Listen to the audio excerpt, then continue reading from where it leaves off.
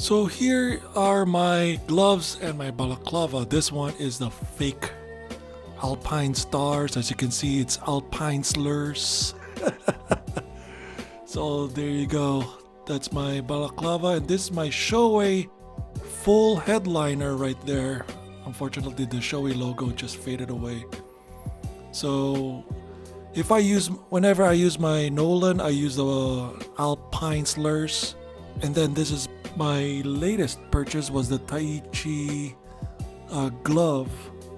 It's the Taichi RST 390, and as you can see, it's been thoroughly used back in the Philippines and also here in the US whenever I test ride the bike.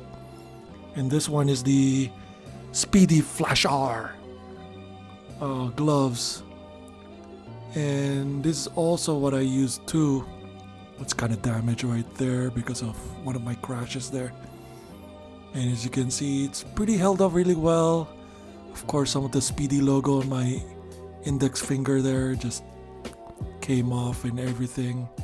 And before those two gloves, I started with a Sedici Diavolo 16 from Cycle Gear here in the US back in my MSF days.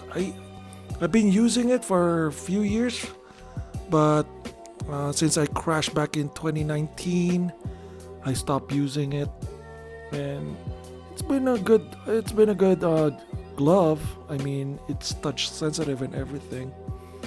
And then after the Sedici, I bought the Rev'It Striker 3.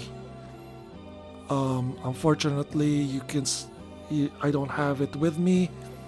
It was ruined because of one of my laundries back in the day, and you'll see that glove when I purchased it, when I taste tested the Moto Guzzi V85 back then, and it was getting dirty, and then for some reason after cleaning it, the leather part of that glove got ruined for some reason. So